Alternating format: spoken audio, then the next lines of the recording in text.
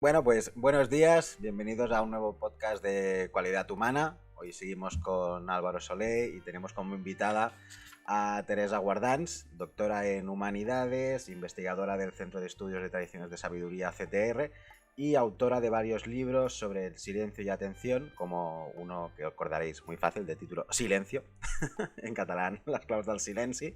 Y bueno, la hemos invitado porque vamos a hablar un poco de toda esta idea de qué es el silencio, qué es la cualidad humana, qué peligros que se pueden afrontar hoy, qué ventajas nos aporta. Y entonces, antes de que os podáis presentar y estas cosas, te lanzamos la primera pregunta, Teresa, luego ya tú misma te presentas o te acabas de presentar y nos puedes contestar, que es para ponernos un poco sobre el tema. ¿Qué podemos entender por atención plena y qué relación tiene con lo que en el CTR llamamos cualidad humana y cualidad humana profunda? Y también que nos puedas contextualizar un poco de dónde surgen pues, todos estos conceptos, estas ideas, etcétera. Bien, tres preguntas en una, o sea que podéis ir cortando o lo que sea. Bueno, primero, gracias por invitarme. Sabes que el tema me obsesiona, o sea que siempre que hay alguna oportunidad de hablar de ello, lo agradezco.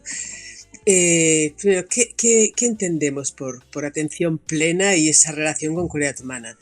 Lo primero, ¿qué es la atención plena? Lo que dice la palabra, atención plena, o sea, la capacidad de enfocar nuestra mente, nuestra capacidad de comprensión hacia algo y sostenerla. Hay traducciones del término Pali que se traduce por plena o sostenida, porque son las dos cosas. Es plena, con el mínimo de interferencias, de no dejar pasar muchas ideas, sino que esté ahí plenamente y a la vez sostenida, ¿no? Esa capacidad de tener un rato largo la atención en algo. ¿Para qué? Para comprender, para ver, para entender, para poder realmente intuir lo que hay ahí, no solo lo que está en mi rollo mental manteniéndome ahí. ¿Vale? Eso es la atención plena en sí, es eso. ¿Qué relación tiene con la cualidad humana? Bueno, primero, cómo situamos, ya sé que ya no soy el primer podcast que habéis ya teniendo varios episodios, que el tema ha ido saliendo. Pero aquello, para situarlo brevemente, es el máximo intentar pasar tanto como podamos desde la mirada totalmente egocentrada, centrada en mí a partir de la resolución de mis necesidades, mis expectativas, teniendo en cuenta mis miedos, mis alegrías, yo mime conmigo, esas anteojeras que me mantienen cerrada sobre mi existencia y mi éxito concreto, personal, individual y tal, a tener esas mismas capacidades humanas en el otro extremo del radio, que es en pura comunión con todo, interesándome por todo, pudiendo hacer salir y vibrar mis capacidades en esa comunión, en ese interés gratuito, en ese abrir los ojos, en ese sentirse unido a todo, en esa posibilidad de venerar, de pacificación, o sea, todos esos elementos tan hondamente humanos y solamente humanos, por eso es la cualidad humana, lo que nos hace humanos, los que nos distingue quizás de otras especies, es esa posibilidad de absoluta gratuidad y veneración por todo, ¿no? Entonces, ese sería pues la cualidad humana en un extremo, la no cualidad humana en el otro, la pura egocentración, y el camino de uno al otro es ese ir practicando con nuestras capacidades para irlas como abriendo, que esas anteojeras estén más y más abiertas, ¿no? ¿Qué tiene que ver ahí la atención plena? Básico, o sea, para nuestra atención tiende a ver el mundo desde esa egocentración, poderla ver desde la otra perspectiva.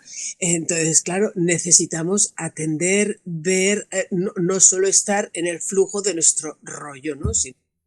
Ese traslado es como la herramienta básica, ¿no? Y me parece la tercera parte de la pregunta, así ya están los tres puntos como enlazados, es de dónde surge ese conocimiento, esa práctica, me decías, ¿no? Vale, entonces, el trabajo de la atención se ha estado, podríamos decir, en todas las tradiciones, porque es que si no atendemos es que estamos solo pues aquello alimentando nuestro propio rollo, ¿no? Cualquier punto de ese traslado has de trabajar con tus capacidades abriéndolas y ahí hace falta esa atención. Pero podríamos decir que hay un maestro en especial que trabajó desde su propia experiencia, su propia búsqueda, lo que más hizo fue atender para comprender. Y ahí tendríamos Siddhartha, Buda, hace 2500 años.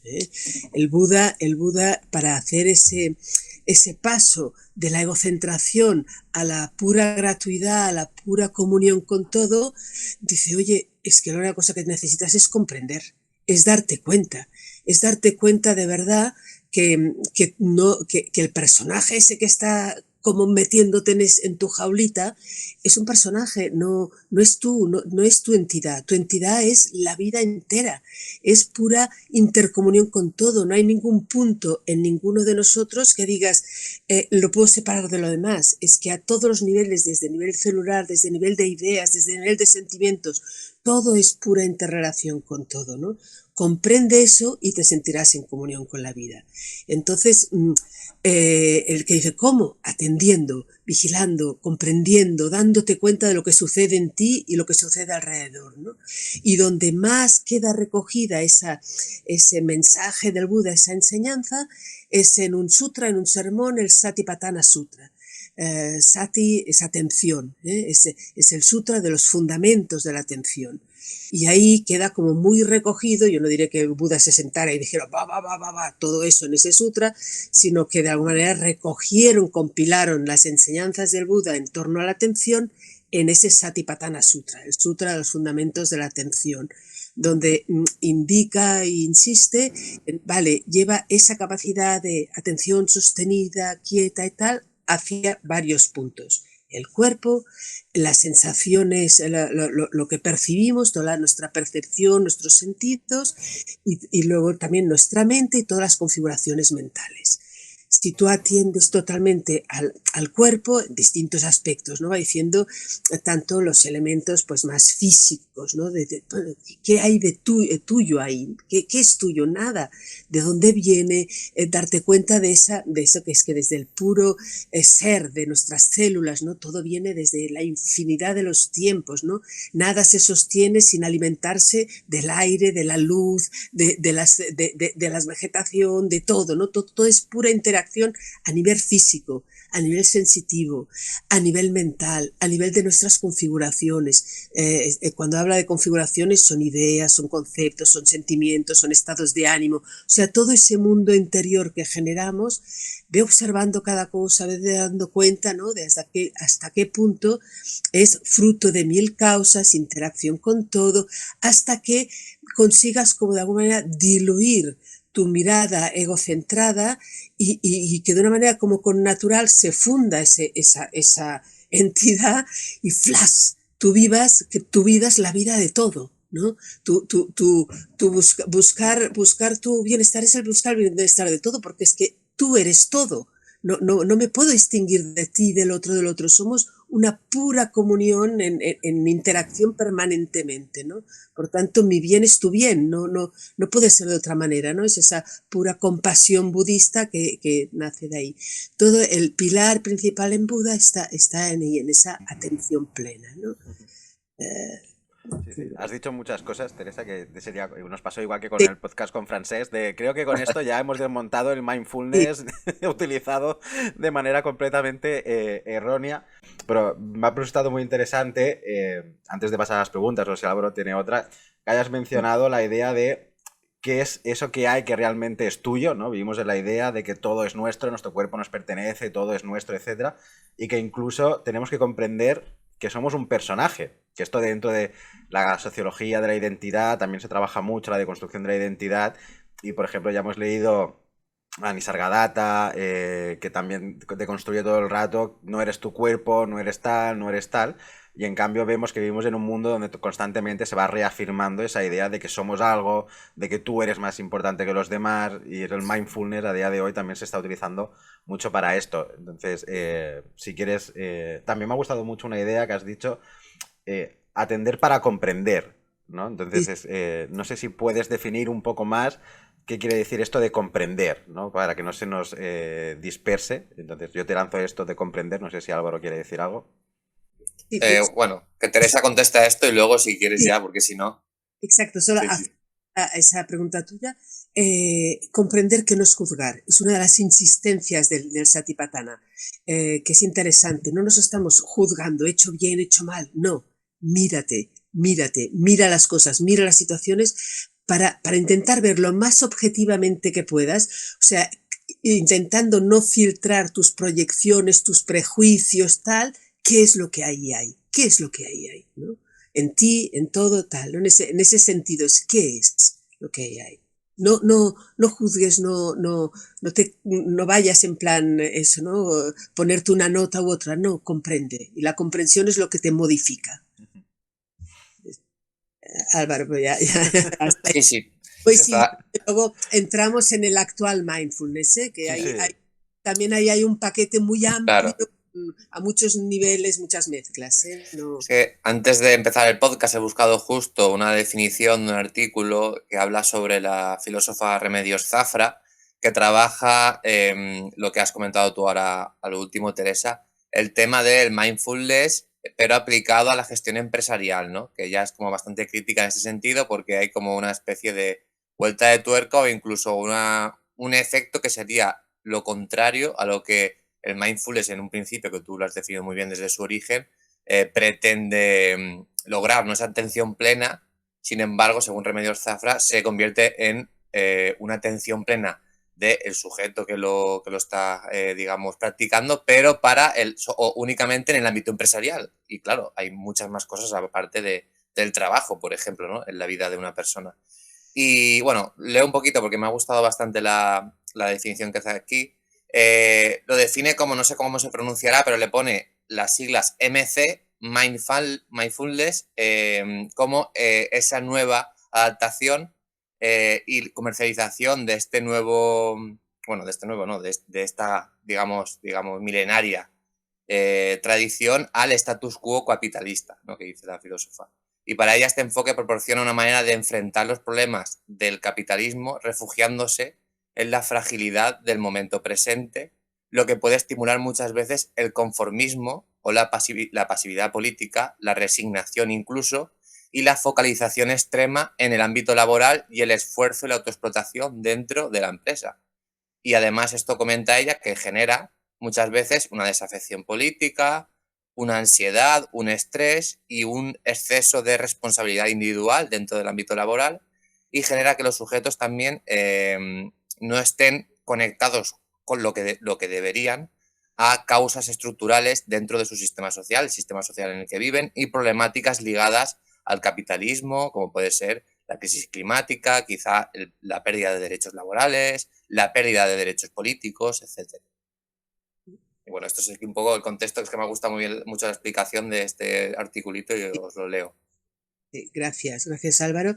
A ver, yo diría, estoy totalmente de acuerdo con ella, pero no hay solo eso. O sea, yo diría, en todo el movimiento mindfulness actual y desde hace ya 25 años, 30 ya casi, desde Kabat-Zinn, el que lo pone en marcha, mmm, diría que podemos distinguir entre una perversión, realmente perversión del Buda, de las intenciones de Buda, que sería lo que corresponde la lectura, lo que leías en este artículo, y toda otra franja que diríamos se queda corto. O sea, es un uso utilizando los beneficios inmediatos del mindfulness para el bienestar de las personas, que también hace falta.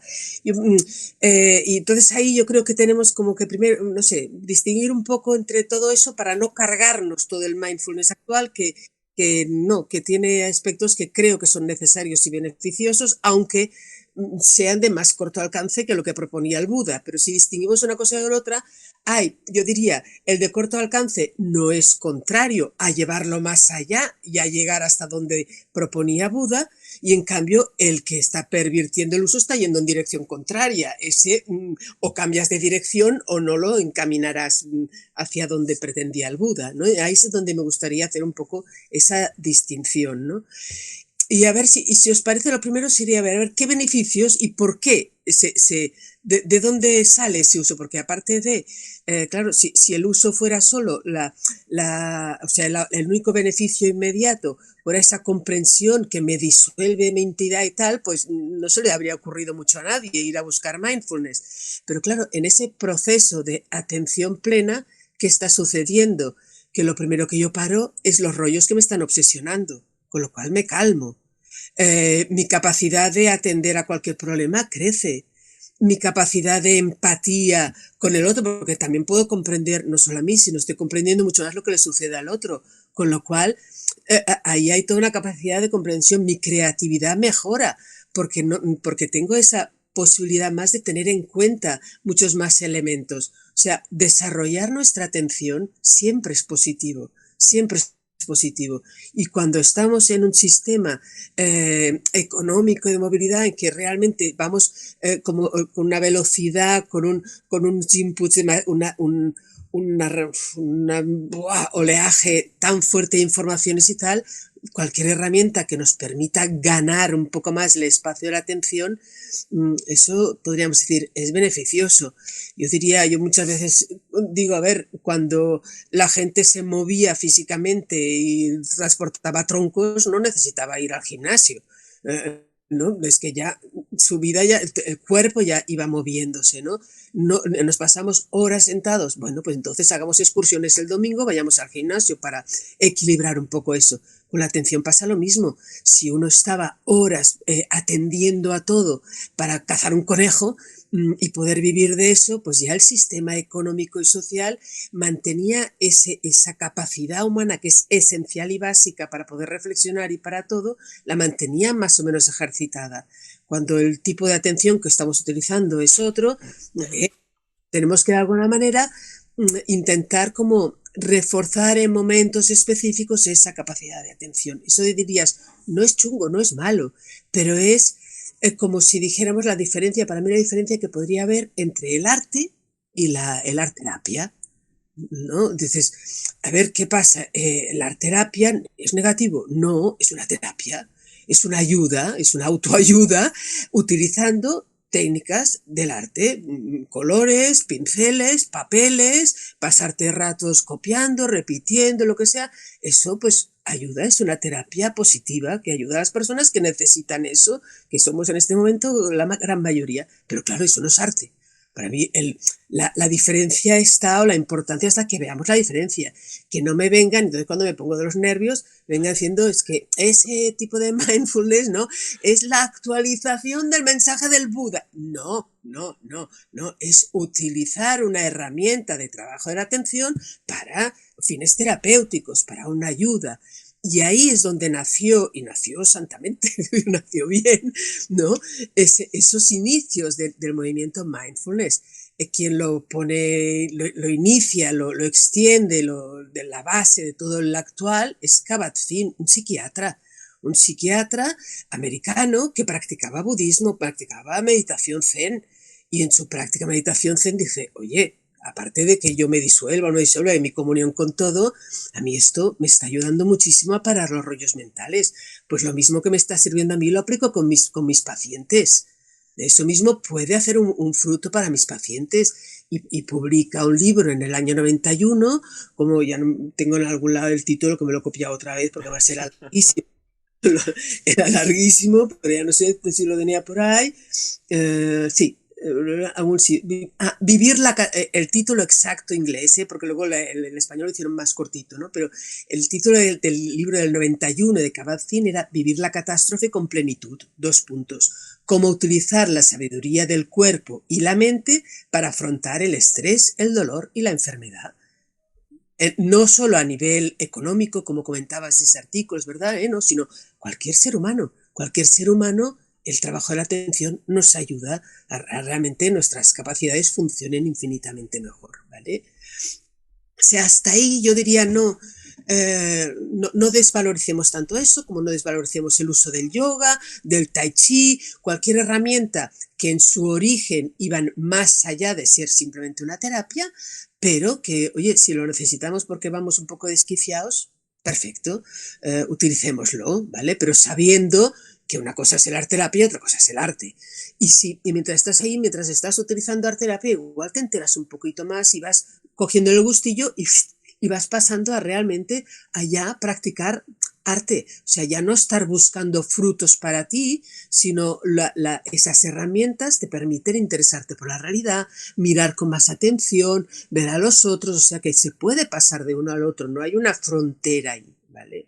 La dificultad está en cuando todo ese movimiento cada vez más lo que los empiezan a utilizar es precisamente en esos ámbitos tecnológicos tan potentes de tecnologías puntas, Silicon Valley y tal, son precisamente los que todo su sistema económico y sus beneficios van de robar la atención a la gente, de destrozar la atención de la gente y en cambio van desarrollando y aprendiendo a utilizar ese mindfulness para protegerse de lo que ellos están fabricando. Dices, maldita sea, eso sí que ya es un puro cinismo, ¿no? Dices, a ver, ahí qué está pasando, ¿no?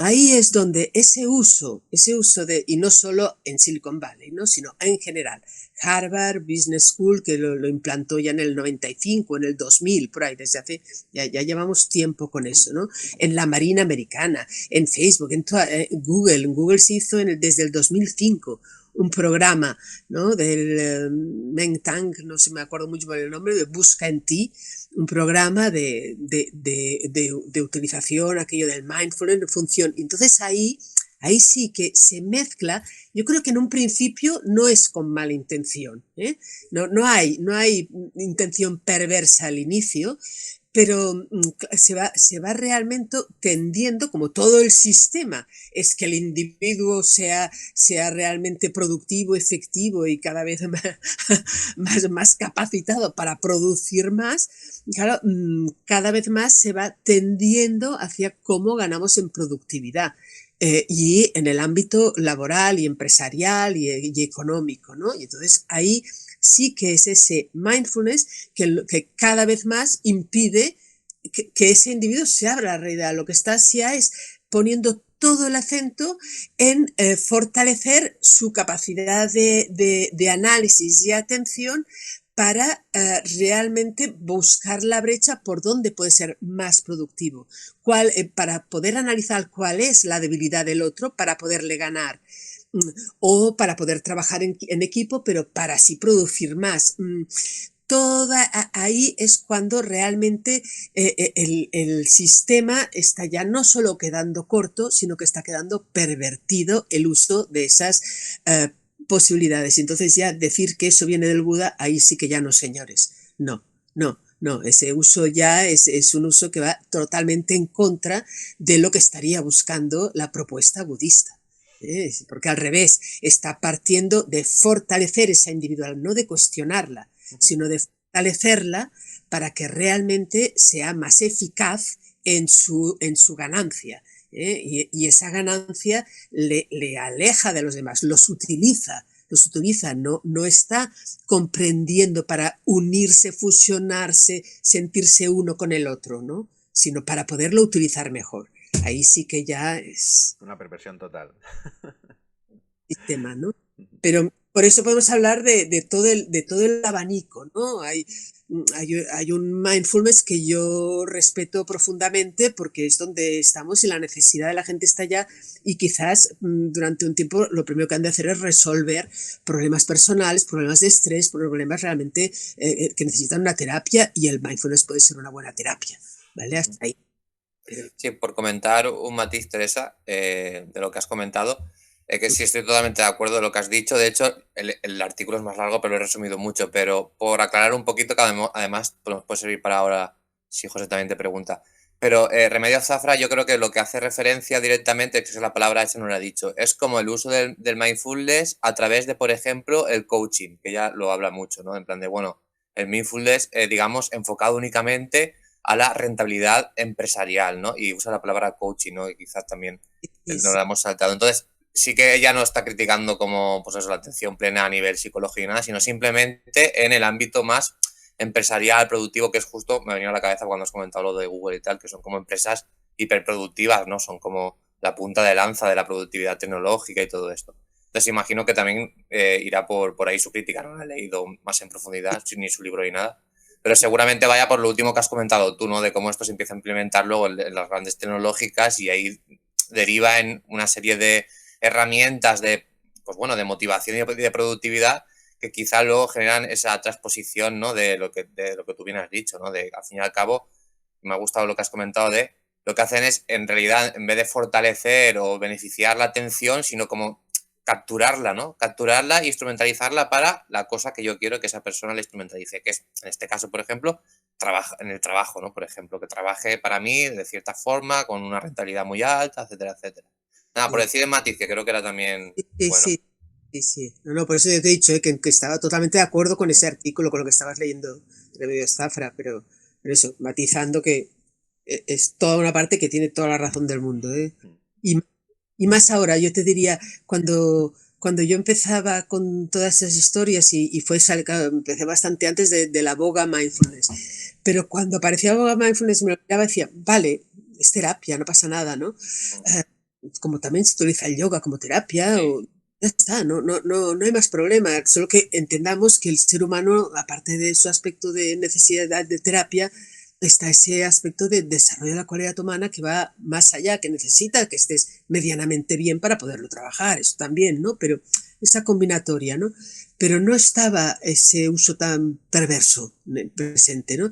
Y está siendo estos últimos años y entra con mucha fuerza. Y ahí yo creo que tenemos que rebelarnos de esa manipulación. Eso ya es otra historia.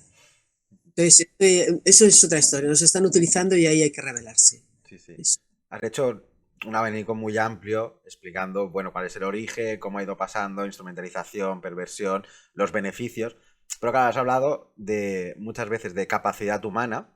Entonces, fuera de las preguntas que teníamos, ¿por qué argumentaríamos que esta capacidad de atención, esta capacidad de cultivar la cualidad humana es una capacidad humana? Porque muchas veces también se piensa como, no, esto es cosa de gente o religiosa o espiritual y yo soy ateo y no tengo nada que ver con esto porque no me interesa, porque me estás hablando del Buda o me estás hablando de otras tradiciones. Entonces, una pregunta así sería, ¿por qué podemos considerarlo una capacidad humana que hay en el ser humano que nos hace poder tener esa capacidad? Y hablando de los beneficios, también has mencionado la muerte, ¿no? Que eso también es muy budista, de comprender la muerte, comprender que la muerte no es el final, en el sentido de como todo es un continuo, todo es impermanencia, yo no dejo de ser esta impermanencia que va cambiando. Entonces, estas dos preguntas, ¿por qué podemos considerarlo como capacidad? Sí, sí, apúntalo, porque es una capacidad humana que considero que es muy interesante de intentar entenderlo.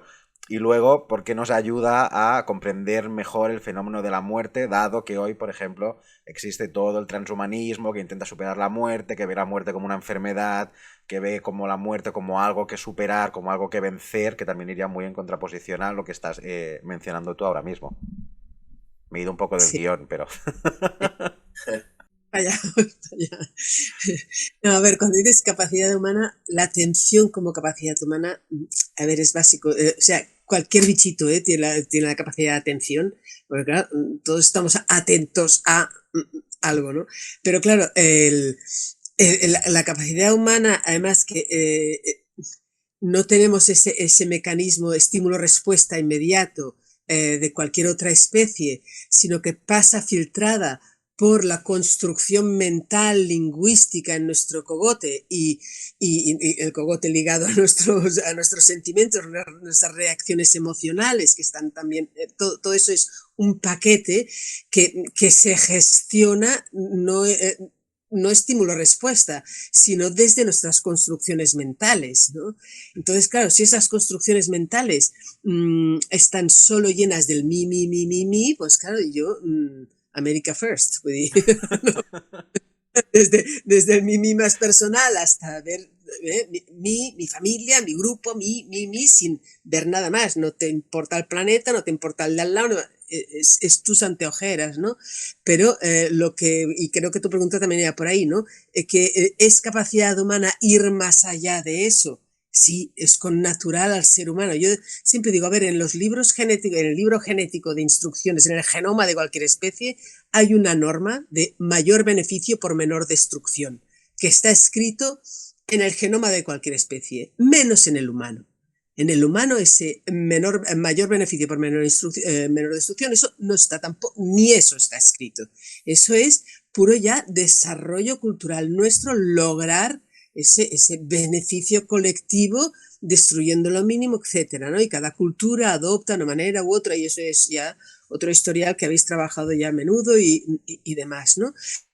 Pero yo lo que sí que querría poner de relieve cuando hablamos de la atención es que nos demos cuenta de que la atención no es solo esa capacidad de que yo tengo el foco y miro un rato algo. No, es la capacidad de sostener, de mantener mi mundo, mi foco, mi comprensión atento a algo un rato. O sea, poder mantener el hilo. No es, y sí, y es muy importante esa capacidad de mirar un objeto, un tema, una idea, un algo y focalizar ahí con el mínimo de interferencias que vayan viniendo de mi historia personal, de mis miedos, de mis expectativas, sino para poder recibir eso que hay ahí independientemente de mi necesidad o no necesidad. Eso es uno, pero que esa atención es también la que nos permite mantenernos de una idea a otra idea.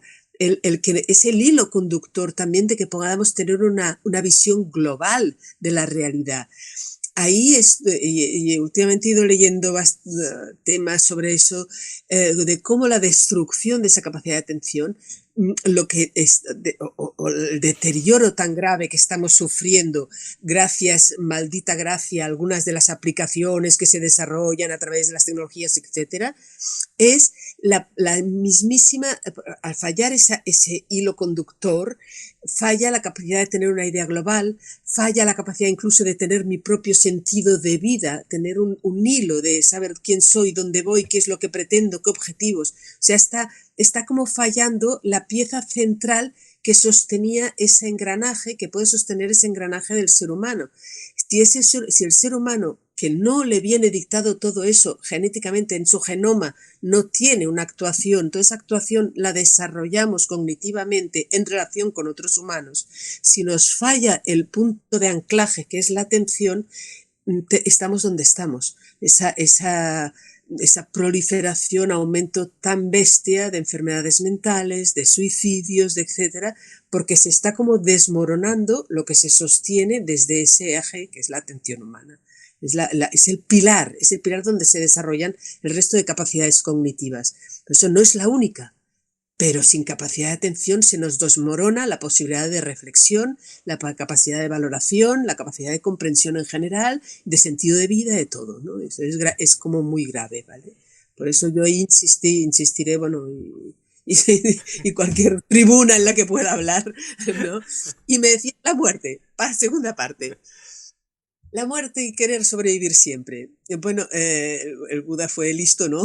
No hace falta mucho decir, oye, como decía don Juan, no sé, de Juan Matus, de los libros de Carlos Castaneda, que de una frase que se me quedó grabada a mis 15 añitos cuando lo leí, ¿no?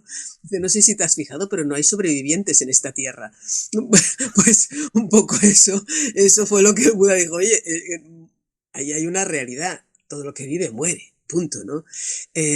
No sufrir por la muerte no vendrá de que no muramos, al menos no sé si dentro de X se conseguirá otra cosa, pero por ahí no vamos muy bien. Y yo la verdad, para no morirme y quedarme con una moña, esas con unas caras todas hinchadas, unas cabezas, tampoco es exactamente un futuro muy halagador, la verdad. O sea, me parece de momento bastante más saludable la visión del Buda. Es decir, a ver, siéntete, no como, consigue sentirte como esa vida que nace, pasa, muere y en este momento está floreciendo en ti.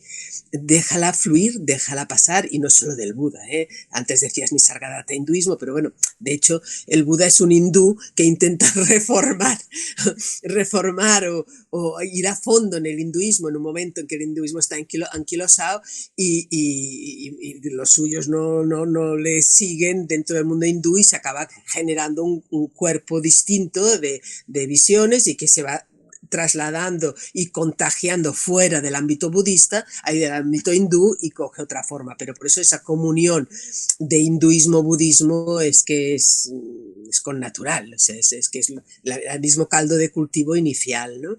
Pero, y no solo, porque tenemos en todas las tradiciones esa visión de comunión con todo, pero esa insistencia, ¿no? De si tú te vives poniendo las palabras de Nisargadatta, ¿no? Como ese ser universal que eres vívete como la vida que vive, la vida universal, todo que pasa por aquí y ahora es, tampoco, primero, mientras vives desde otra dimensión, vives realmente como realmente sirviendo a esa vida infinita, no ese trocito que nació en el año tal, no, vives sirviéndolo todo, amándolo todo, en comunión con todo, y sentirás que tu propio desaparecer de este pedacito con el que te identificas, bueno, ya está, ¿no? Es la vida que aquí en ti se deja ir, ha cumplido su ciclo y sigue su ciclo, ¿no?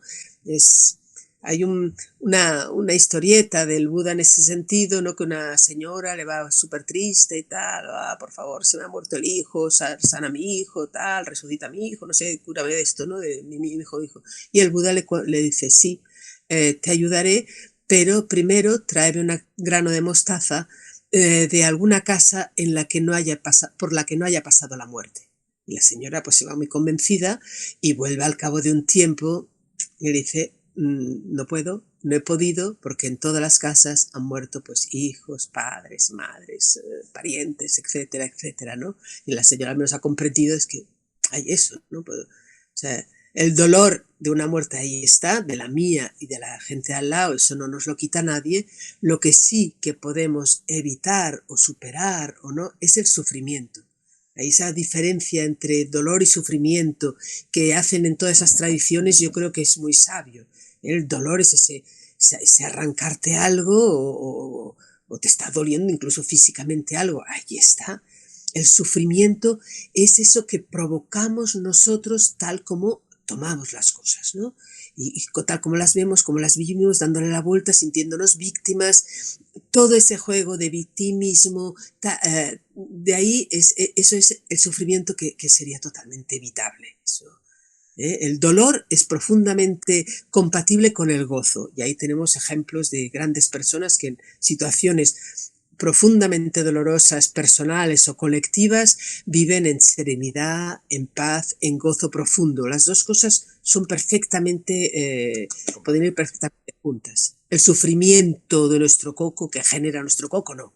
Ese es incompatible con el gozo, con la comprensión, con el amor, con todo. Solo puede ser por enfermedad real y entonces podemos pues compadecer, ayudar en lo que podamos a esa persona con esa enfermedad.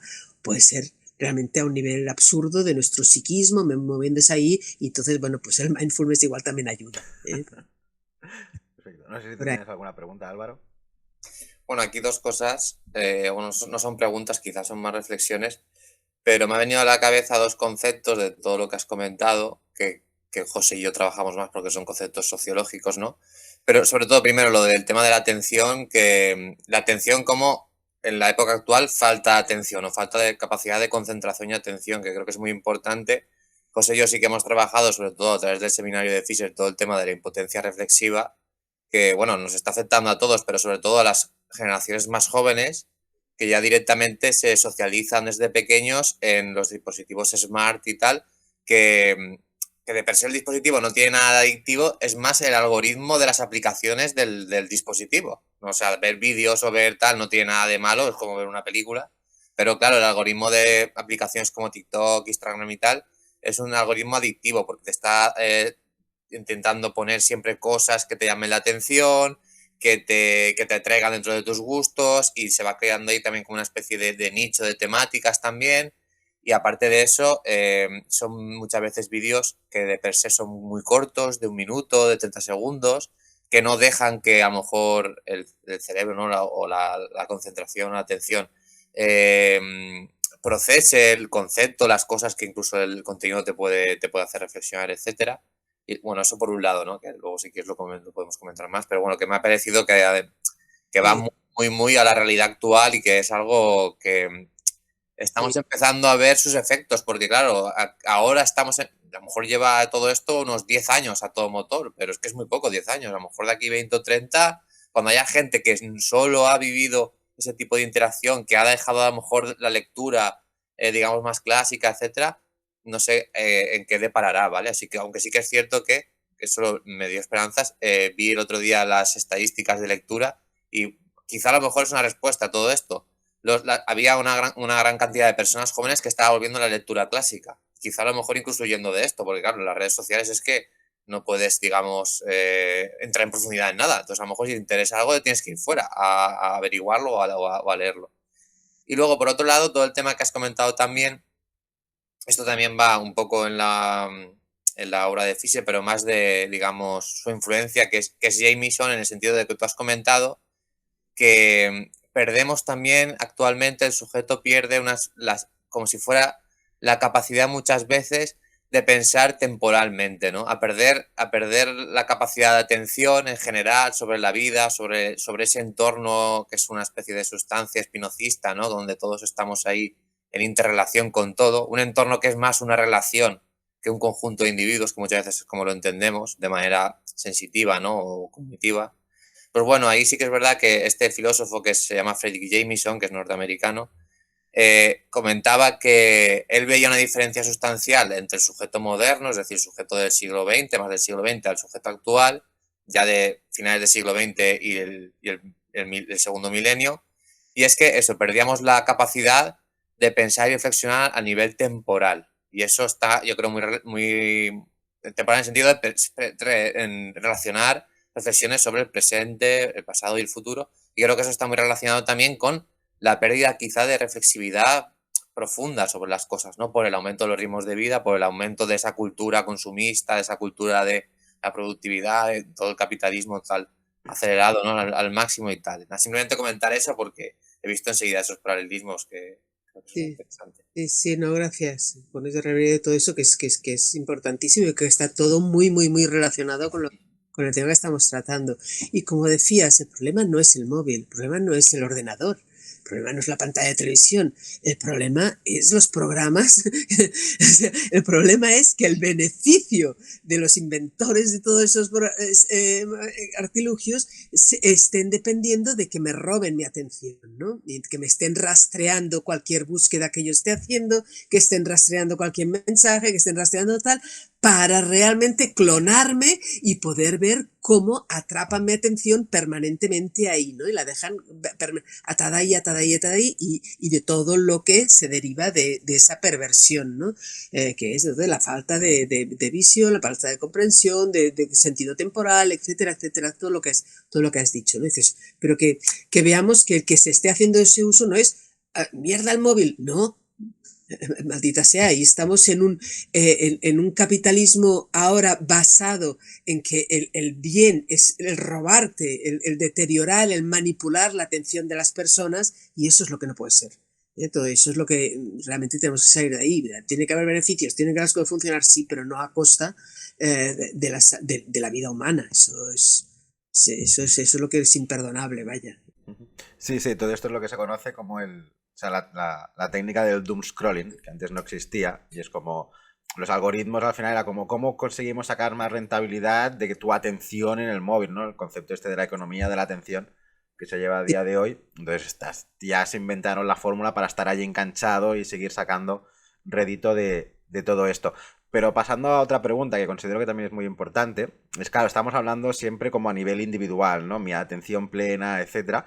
Entonces, este cultivo de la atención a nivel más colectivo, ¿cómo se llevaría? O sea, ¿qué diferencia o cuál es la importancia de no abordarlo únicamente a nivel individual y hacer yo mis prácticas de meditación, de silencio, y hacerlo también en colectivo?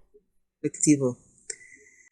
Sí, vale, está buena pregunta. O sea, hay una, de alguna manera te diría, a ver, hay una parte del trabajo que es individual, aunque esté en grupo, da Sí, igual, estar sola o en grupo, pero nadie puede hacerlo por mí. O sea, que hay un tipo como de trabajo de atención, ya sea en quietud o ya sea andando, ya sea actuando, ya sea haciendo lo que sea, ¿no? Puedo estar con muchos, pero el trabajo, de alguna manera, hay un aspecto que es individual. Para mí la diferencia clave, pero luego voy también, iré a saltar luego la posibilidad de prácticas en grupo y la importancia que tiene, ujú, pero la diferencia clave ahí, si individual o colectivo, es hacia dónde voy, cuál es mi objetivo, cuál es mi horizonte. Si mi horizonte es yo estar bien, o sea, puedo estar en grupo o sola y solo estoy moviéndome dentro de mí. Si mi objetivo y mi horizonte es comprender la realidad, estar más al ser, no ser mi ego, mi yo, mi mente, no sea el obstáculo de que la vida fluya plenamente aquí en mí, de poder estar alrededor mío, comprendiendo, estando, favoreciendo el bien de todo, etcétera.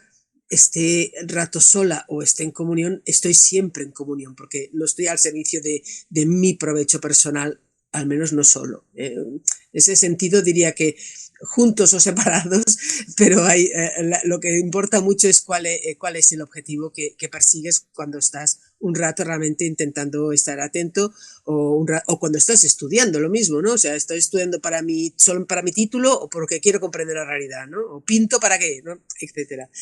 Dentro de esto, yo creo que sobre todo en edades jóvenes es muy importante separarlo de lo que es el cultivo individual. No necesariamente. Cuando proponemos prácticas con peques en escuelas y así, es el juego, es básicamente el juego y el juego del grupo de niños, niñas en clase, sin más, es jugar, todos esos juegos que ponen en práctica el trabajo de la atención, recogiendo cosas, adivinando, buscando, encontrando similitudes entre piedras, hojas, no sé qué, pisando las huellas unos de los otros, que ya es toda la atención corporal. O sea que el trabajo de estar explorando la realidad desde pequeñines es con natural a niños y niñas, está ahí y lo que normalmente hacemos es ahogarla y no lo ahogues. Y es colectivo siempre, o en familia, es colectivo, ¿no? Yo creo que ahí tenemos que dar importancia a esos momentos en familia, en grupo, entre amigos, en lo que sea, ¿no? En que no solo hacemos, sino que estamos y eso, y diría, en edades peques, pues es jugando. Adolescentes, los juegos de equipo son un magnífico punto de trabajo de la atención y estaba ese de los Lakers, el entrenador de los Lakers, que no me acuerdo de Jackson, pero no me acuerdo del nombre, de Jackson es el apellido, y tiene un libro muy, muy bueno y que ahora me lo has recordado ahora y si no lo habría buscado para refrescarlo, pero se llama Canastas Sagradas, que es cómo empezó pues trabajando la atención del equipo para eso el todos a una y tal. Pues en la edad de adolescente es ese aspecto de ver que, oye, que no soy yo, que es el grupo, que somos todos, que el bien de todos es el bien de uno. O sea, en cada edad tenemos vivencialmente nuestra biología, nuestra historia del desarrollo del ser humano que somos, en cada etapa hay aspectos más colectivos o individuales y en todos los años desde que nacemos hasta los años, ¿no? La colectividad cuenta mucho de maneras distintas. Es distinto un grupito de 5 años a un grupo de adolescentes, a un grupo de estudiantes. Pero me estás recordando que colaboré en unos cursos en una escuela de negocios y acabé aplicando lo mismo que aplicábamos con los críos de 6 y 7 años. Lo único que tenías que cambiar era el título, la motivación, ¿no? Era aquello, las claves del liderazgo, ¿vale? Claves del liderazgo era entrar con la mía y salir, entrar con la vuestra y salir con la mía, ¿no?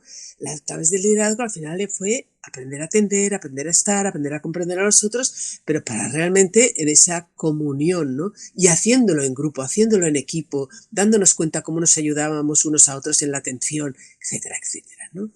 So, yo creo que es importante ese aspecto individual, sobre todo ya de adultos, yo creo que está bien reservar momentos para estar uno consigo mismo. Y eso también, habituarnos a eso, sin pantallas, sin libros, sin nada. Yo conmigo aprendiendo a escuchar por dentro qué está pasando, qué vivo, qué pienso, qué hay ahí. Ese es un aspecto importante y esencial como seres humanos, ¿no? Pero el aspecto de que no es una práctica solo individual, sino al revés, es colectivamente desarrollamos la atención hacia la vida, ¿no? Y lo hacemos en cada edad motivados de una manera distinta, desde el juego hasta la competitividad también de los adolescentes, etcétera, ¿no? Por ahí, o el ya cuando adultos y con familia que ya tienes peques detrás, pues bueno, atendiendo a los demás, ¿no? Todo eso. ¿Tienes alguna pregunta, Álvaro? Si no, se me ha ocurrido otra. Porque como ya hemos No, hablado no. un poco del mundo empresarial, la última que tenía iba en esa relación, pero se me habían ocurrido dos más, que también llevamos 50 minutos. Entonces, Sí. 10 No, 10 lánzala. minuticos. Ah, bueno, pues la lanzo. Porque antes, claro, como todo esto viene del budismo, viene del Buda, y el Buda también hacía mucha focalización en el deseo, ¿no? Yo al otro día estaba en la biblioteca y ya empiezan a verse libros sobre la sociedad del deseo, etcétera. Se puede acoger mucho, se empieza a hablar mucho del deseo en este sentido. Y claro, vivimos en un mundo donde nos hacen desear constantemente cosas inmediatas, el consumismo inmediato, todo inmediato, etcétera. Estas prácticas de atención a cualidad humana profunda, ¿cómo se podrían ligar o desligar del deseo entendido como este consumo constante de todo, ¿eh? O sea, consumo tecnológico, consumo de productos, consumo de relaciones, es como ahora. Sí, buena también está. Mira, lo primero que pasa, y tiene un efecto inmediato en frenar el deseo, porque lo primero que pasa con la atención es que ganas tiempo. O sea, tú estás mirando y la reactividad no es tan inmediata como cuando va funcionando los automatismos solos, ¿no? Sin tu gestión. A medida que te habitúas a esa mirada que es capaz de detectar qué pasa, qué sucede, ¿no? No hace falta en cada momento estés ahí, pero si tú un poco, si lo has practicado algún rato y de una manera bastante metódica, luego vas por la vida y hay una capacidad de foco que no está permanentemente funcionando, sino que puede tomar esa visión como retrospectiva, alejada y tal. ¿Qué da la posibilidad? Da sobre todo la posibilidad de margen de reacción. No es ese automatismo de deseo ya, como tienes esa ya mirada que no estás reaccionando tan inmediato, te da esos segundos o milésimas de segundo de decir, no me hace falta, o va a otro rato, o sí, ¿vale? O quizás esto no, pero aquello sí. O sea, hay una posibilidad de reacción, no solo de cara al deseo, de cara a las reacciones hacia los demás, etcétera, ¿no? Es esa distancia que se gana ahí, ¿no? O sea, que es un efecto, aparte ya más trabajado ya, o sea, no solo ese foco que ya está funcionando con esa distancia, sino que ya, si además tienes la posibilidad ya de, como de una práctica, mira hacia ese deseo, ya en esos momentos ya de práctica real, no solo el foco que ya ha ganado esa capacidad de distancia, sino en tus momentos de más de específico cultivo de ese rato de atención, cuando estás mirando y aprendiendo a mirar qué hay ahí, pues también miras hacia ti, ¿qué me está moviendo? ¿Por qué ese deseo? ¿Cómo está? Lo miras, lo observas, lo pones en su lugar. Hay momentos dirás, no, tranqui, son miedos de la edad, te está pasando eso, vale, lo comprendo. Al comprenderlo, no lo matas, pero lo sitúas en su lugar. Pierde el poder de fagocitarte totalmente, ¿no? Y tú puedes gestionar ese deseo, le doy respuesta, no le doy respuesta, realmente es una necesidad porque, a ver, somos animales de deseo, ¿no? O sea, le doy respuesta ahora, no le doy respuesta, ¿cómo le doy respuesta? O sea, un poco te da ese margen el hecho de comprenderlo, ¿no? Y mientras voy hablando estoy recordando otro aspecto ligado con el deseo, que Nisargadatta sea egoísta del modo adecuado, desee bien, o sea, desee lo que le va a hacer de verdad feliz, ¿no? Hay una parte también que te va ayudando a darte cuenta de que, oye, ese deseo que no estoy respondiendo es que tampoco va más para allá, me está hambre de hoy, pero hambre para mañana, o sea, ¿no? Como hoy ya está, pero mañana tendré hambre, no es eso, como que de alguna manera va creciendo ese deseo más hondo de bienestar hondo, que valoras más pues otros aspectos de la felicidad humana, que no tienen que ver con consumir, ¿no? Que tienen que ver con estar, tienen que ver con mirar, tienen que ver con abrazar, tienen que ver con dejar que la vida realmente sea y fluya. Y entonces va creciendo ese tipo de deseo en ti. A mí me gusta más llamarlo anhelo por distinguirlo de deseo, pero vaya, es cuestión de términos, vaya, en que realmente te permite que desear o anhelar es necesario, porque si no quedaríamos como catatónicos. Necesitamos ese motor de vida, ¿no? Pero que ese motor de vida sea el consumo inmediato, no necesariamente. Es alimentarlo no, puedes ir primero gestionarlo, distanciarte y a la vez dar de comer al otro, ¿no? O el otro va creciendo también de una manera más connatural a través de tu comprensión, ¿no? Uh-huh. Muy importante. Y solo una cosa, cuando has dicho lo del budismo, que a mí siempre me la atención y el budismo, ¿no? Hay una frase que me viene mucho a la cabeza de Santa Teresa, ¿no? Que es que, a ver, no es solo el budismo, en el budismo lo ha trabajado específicamente muy bien, temáticamente, muy a fondo, generaciones y generaciones, ¿no? Pero hay otros autores en todas las tradiciones, y Santa Teresa, que tiene un gracejo cuando escribe así, ¿no? Dice, a ver, yo hablo para esas mentes que son como caballos desbocados, que siempre van, que no hay quien los haga parar, ¿no? Dice, bueno, pues eso lo estaba diciendo hace 500 años, y a mí me gusta saber, dice, no es un problema de ahora, es un problema humano. Ahora lo tenemos ampliado, dado que encima hay alguien que se está intentando aprovechar de ese hándicap humano para su beneficio, ¿no? Pero esa dificultad de fortalecer la atención es connatural, ¿no? Y esos caballos desbocados que van, que no pueden parar, ha sido siempre, y tener herramientas, dice Santa Teresa de Jesús, ¿no? Para hacerlos volver a casa.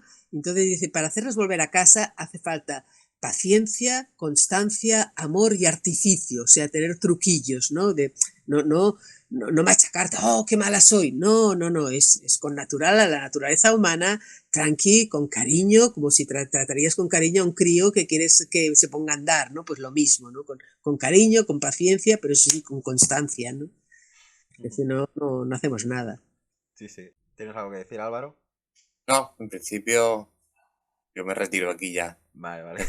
No tengo más preguntas, Yo te hago 2 preguntas más, Teresa, y con esto ya cerramos para que las contestes. ¿Entrevista o para esta? Para esta. No, pero son 2. Una es, ¿qué relación habría entre atención plena, cultivo de cualidad humana profunda, cualidad humana, con la felicidad, por un lado? Y luego, sé que has trabajado mucho desde el punto de vista más de las mujeres, desde el feminismo, desde cómo esta atención plena se ve, y que también si nos puedes nombrar o decir algunas personas que no sean hombres para adentrarnos también en el mundo del silencio desde una perspectiva más de mujeres o feministas en este aspecto. Y aquí ya te dejo. Bueno. Puedes contestar muy brevemente, ¿no? Bueno, por algunas mujeres y acabemos con la felicidad, que es una buena manera de acabar. Pero de las mujeres ha habido muchas. Yo creo que la gracia, o sea, puedo poner nombres, ¿no? Etty Hillesum, Teresa de Jesús, ya le he dicho. Una más reciente, pero que está muy poco publicada, Geneviève Lanfranchi, una mujer francesa muy valiosa. Evelyn Underhill, una inglesa que tiene muchos trabajos también sobre la atención, el silencio y tal. O sea, yo diría que cuando alguna vez me han dicho, pero ¿qué aportan? No, diría, no es distinto, pero la ventaja que han tenido las mujeres gracias a su desventaja es que no tenían foros públicos. O sea, su discurso, su manera de hablar, su manera de tratar los temas de atención no están preparados para hablar en un púlpito, para hablar en una cátedra, porque no era ese su marco. Su marco era la relación inmediata con personas conocidas, era el entorno en el que podían hablar. Y eso da un matiz muy distinto, porque entra entonces en su explicación sobre todo su experiencia personal. Ponen su experiencia personal al servicio de personas conocidas, y eso da una riqueza y unos matices que complementan, no sustituyen, complementan las teorizaciones hechas desde las cátedras. Entonces ahí yo creo que contar con las 2 patas de la sabiduría humana, la femenina y la masculina, enriquece. Y eso es muy importante, recuperar esa y irla poniendo en el candelero. Y eso es verdad, cada vez que encuentro una mujer, la sonrisa la publico, la pongo en donde lo que sea. Y de ahí ya acabemos con la felicidad. Yo creo que la falta de atención nos destruye, nos animaliza, nos impide ver, nos impide ser, nos pone solamente al servicio de la dinámica del deseo, del hambre, de las exigencias de un yo que nunca tiene bastante, porque el yo, esa es su función, no tener nunca bastante, ¿no? Y eso es vivir siempre en pura tensión, en pura expectativa y en miedo a lo que perderé, a lo que me dirán, a lo que me dejarán de decir, vivir siempre en esa dinámica, ¿no? La capacidad de atención, de mirada que comprende, que me sitúa en medio de esta inmensidad y belleza del universo. Y insisto, que ver, por ejemplo, Eti Gileson en los campos de concentración, en el dolor que está viviendo, y decir, vivo en una profunda felicidad y voy mañana a ver si me puedo levantar un poco más temprano para silenciarme y atender y poder ser un núcleo de paz en esta locura. Dices, ¿qué aporta? Aporta sabiduría, aporta paz, aporta serenidad, aporta comprensión, y todo eso es felicidad. ¿Vale? Ahí paro. Vale, perfecto. No, pienso que aquí ya vamos a parar todos. Y ya está. Entonces, yo te doy las gracias por venir al podcast. Seguramente hablaremos de más cosas y te invitaremos más veces a que nos cuentes todo lo que no sabemos sobre la atención. Y por mi parte lo dejo aquí. Gracias por tu trabajo, que es muy valioso. ¿Vale? Perfecto. Muy bien. Pues nada. Comentar una última cosa, José, antes de cerrar. Que has comentado, Teresa, lo del tema de Eti, bueno, no sé si se pronuncia así, Gilesum. No. Vale. Nada, que vi el artículo en CTR y si la gente, puse como citas de ella, bastantes citas, casi el artículo entero digamos, de reflexiones que ella hacía en el Instagram de Epistemología Axiológica, que lo subimos hace un par de días por el tema de la conmemoración de las víctimas del Holocausto. Que si la gente lo quiere ver en el Instagram, ahí tenéis una publicación como que creo que vale la pena, ¿vale? Perfecto. Pues nada, pues muchas gracias y nos vemos próximamente. Gracias a vosotros. Adiós. Adiós.